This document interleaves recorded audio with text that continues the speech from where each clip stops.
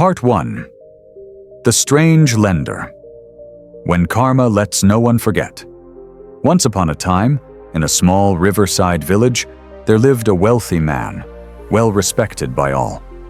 His riches came not only from land and property, but also from a rare quality. He believed in the law of karma more deeply than any priest. But his belief wasn't vague or theoretical. He lived it, practiced it. And perhaps because of that, the way he lent money was unlike anyone else. People would come knocking on his door to borrow. Poor farmers, bankrupt traders, even young dreamers wanting to open a tea shop. And he never turned anyone away. But before unlocking his safe, he always asked one question. Do you plan to repay this in this life or the next? At first, everyone who heard that question thought it was a joke. But he was not joking. Honest people usually chose to repay in this life because they understood that borrowing is borrowing, no matter how difficult it is. But the cunning ones would laugh loudly, thinking themselves clever, and answer, "I'll repay in the next life." They believed they had found a loophole, taking money without worrying about paying it back. Nothing would happen. They would leave his house with pockets full of silver and hearts full of pride. The story about the next life repayment condition spread throughout the village. Some were curious, some were skeptical. But then everything seemed to end, until one night, karma awoke. In the same village, there was a clever thief. When he heard about the old moneylender, he immediately came up with a plan. Not to borrow, but to steal the safe. He went to the old man's house, pretending to ask for a loan to start a business. When asked the fateful question, this life or the next? He didn't hesitate. The next life. The bookkeeper wrote it down and then opened the safe to hand him the money. But what caught the thief's attention wasn't the silver coins. It was the location of the safe, the house's entrance, and the escape routes. He smiled. This is too easy, he thought. As night fell, the thief sneaked into the old man's house. But the lights were still on. The owner was awake. Unable to act, the thief quietly slipped into the cattle pen behind the house, planning to wait until everyone was asleep. He sat in the darkness, surrounded by the smell of straw and the heavy breathing of the oxen. Then, the impossible happened. Two oxen began to talk, not just mooing or bellowing. They spoke in a language he could understand. One asked the other, "You're new here, right?" The other replied, "Yeah, just arrived yesterday." "I've been here for 3 years. In my previous life, I owed the master some money. I also said I'd pay it back in the next life. And now I'm here, giving milk every day to slowly repay that debt." The thief felt as if a stone had struck his heart. He looked at the ox before him, its fur, its eyes, its acceptance. It used to be a human. Now it was an animal. No one forced it, only the law of karma guiding it. He shivered, cold sweat running down his back. Not out of fear of being caught, but because he understood. No one can escape karma. Not with tricks, not with lies, not by saying, "I'll pay in the next life." Trembling, he left the cattle pen, waiting for dawn. When the sun rose, he returned to the old man's house, returned every coin, and bowed his head, asking to be removed from the debt ledger. The old man said nothing, just smiled. A smile not of a victor, but of someone who has lived long enough to understand. Karma needs no guardian. It works perfectly on its own. Part 2. The Voice of Karma. What we think has passed still comes back. The villagers heard the story of the reformed thief with half belief, half doubt. Some said he was acting, others thought the old man had cast a spell. But only a few, those who had sown kindness with their own hands, nodded silently, as if they understood that some things are unseen by the eyes, but remembered by the heart. Time passed. The old man still lent money, still asked the same question. This life or the next? More people came to borrow than before, but they were more cautious. That question, once seen as a strange game, had become a mirror. It made each borrower look into themselves before reaching out their hand. And then, in that village, more stories unfolded. Not loudly, not mysteriously, but as quiet responses of karma. A man who once stole his younger brother's farmland suddenly fell ill for no clear reason. Money vanished, his children left, his house fell into ruin. No one cursed him, but no one was surprised either. An old woman who once took in an orphan during a flood without expecting anything in return, now old and childless, was lovingly cared for by that very boy, now a prosperous merchant, as if she were his own mother. No one labeled these events as cause and effect.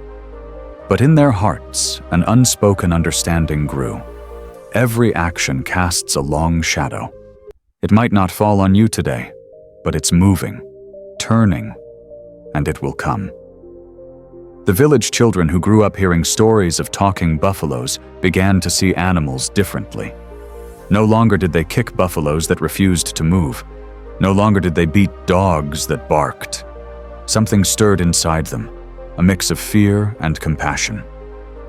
A mother once said, "Don't be cruel with your words. Maybe the fly you kill was once a person repaying karma." Maybe she exaggerated. But those words, once planted in the heart, smoldered quietly. At a village tea stall, some old men chatted. Death isn't the end. Yeah, maybe death is just the beginning. Karma is like a net, its eyes are small. They didn't need sacred books. They had lived long enough to see that those who live honestly are eventually recognized. Those who live deceitfully will have to bow their heads. One afternoon, when sunlight slanted through the beetle trees, the old loner stood at his door, watching the cows quietly grazing. No one knew how many former people among them were paying off their debts. Not even him. But he believed, deep in their silence, there was an unspoken process of atonement. He did not rejoice. He remained silent, like someone who had seen too much and understood. Forgiveness is less than awakening, and running away is less than carrying the burden. That night, a young man came to borrow money. He said he would repay in this life. When asked why he was so sure, he answered, "Because I don't want to become a buffalo." The old man laughed heartily, then said softly, "A person who truly understands karma does not borrow to escape debt, but lives so that borrowing is no longer necessary." And so the young man did not borrow. So part 3. Evil rises fast but falls faster. Karma forgets no one. Not long after the day the young man refused to borrow money so he wouldn't become a buffalo, something happened in the village that stirred everyone's talk. A man named Perav, wealthy, powerful, but infamous for cruelty, lost all his assets in just 3 months. The fortune he had amassed over years by stealing land, shady trades, and bribery, now burnt away like dry leaves in the fire and wind. Some said he was cheated. Others whispered of a curse. But the old lender said only, "Karma never knocks before it comes." People often ask why the wicked seem to live in comfort while the good suffer long. This question is old, but few have the patience to look beyond a few harvests. Some grow rich like fireworks, brilliant but fleeting, because karma does not judge by feelings but by cause. You reap what you sow, but not necessarily tomorrow. Some seeds sprout in 3 days. Some wait 3 years. Some wait an entire lifetime. A woman in the village was once falsely accused of stealing cloth, beaten, chased away, forced to flee in the night. Over 20 years later, a stranger merchant came to town, opened a large cloth shop, treated everyone kindly, especially the poor. No one knew who he was. Later, it was revealed, he was the son of that woman, returned to repay his mother's karma with kindness. The story spread like a slow-burning flame in listeners' hearts. Without a word, the village grew more cautious before doing wrong, even in the smallest way. They began to understand that no one escapes karma. Only some have not yet come due. At the market, sellers slowly stopped cheating customers on weight. At home, parents began to teach children by example, not by beating. Drunken husbands who used to scold their wives felt shame passing by the buffalo herd, for reasons they couldn't explain. The mirror of karma the old man had raised with the question, "This life or the next?" had now become a silent mirror reflecting the whole village. And then, the strangest thing happened. People came to the old man not to borrow money, but to ask to be recorded in the gratitude book. They owed nothing, but wanted to promise, "I will do something good in this life, because perhaps I was once saved by someone I forgot to thank." No interest, no loans, just a ledger of names of those who voluntarily created good karma. The old man did not object. He smiled and wrote each name in neat handwriting without judgment. And one day, when asked, "Why aren't you afraid of being taken advantage of?" he answered, "I don't lend money. I lend faith. Faith that everyone can become better. If they take advantage of that, their debt is not to me, but to themselves." Part 4. Karma spares no one, but abandons no one either. That year, the old lender fell ill. A body once strong, now weakened, every breath a fading thread. The villagers came to visit, not because he was dying, but because each of them had once borrowed something from him.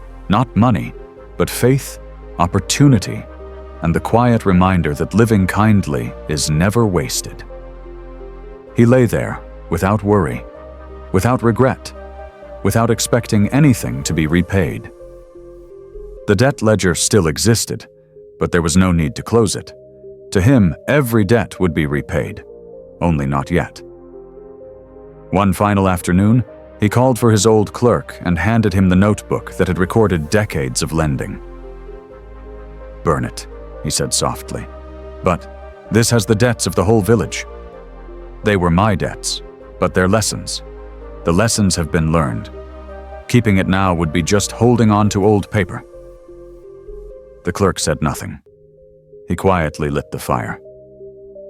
Page by page, the notebook burned in the twilight wind, like a ritual, not to erase responsibility, but to repay karma with forgiveness. When we stop asking, "Why me?" and start asking, "What now?" After he passed away, the village began to live differently. No announcements were made, no rules declared. But something had seeped into their blood, a quiet habit of choosing what was right, even when no one was watching. The farmer no longer pressured his traders. The shopkeeper stopped cheating little children. The son no longer struck his mother when drunk. The mother spared her chickens, even before the Lunar New Year's profit. They began to live as if karma were watching, not from fear, but from understanding. They understood. Each word is an arrow. Each action is a seed. Every choice, however small, turns the wheel of life toward light or shadow. Someone once asked, "If karma is real, then what's the point of forgiveness?" An elder replied, "It's because karma is real that forgiveness matters. Forgiving doesn't erase the other's karma. It only removes the hatred from your own heart." No one is exempt, but no one is forgotten. A child who once stole a mango grew up to guard the forest. A man who once told little lies made a vow never to speak unless it was true.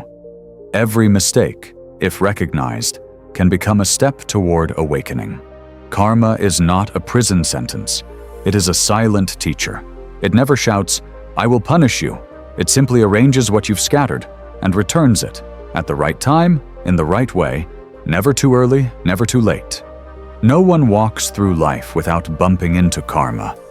But no one walks without the chance to create better karma either. Brighter, gentler, truer. In the end, karma teaches us that no one is truly deceived in this universe. No one is a victim forever, and no one should live as if leaving no trace behind. Living is how we deposit karma into tomorrow. The way we eat, speak, love, let go, is how we write our petition for happiness or sorrow. And if today you've done wrong, that's okay. So long as you don't repeat it tomorrow. And maybe, just maybe, if you start living rightly, from this very moment, then in your next life, you won't have to return to the buffalo pen again.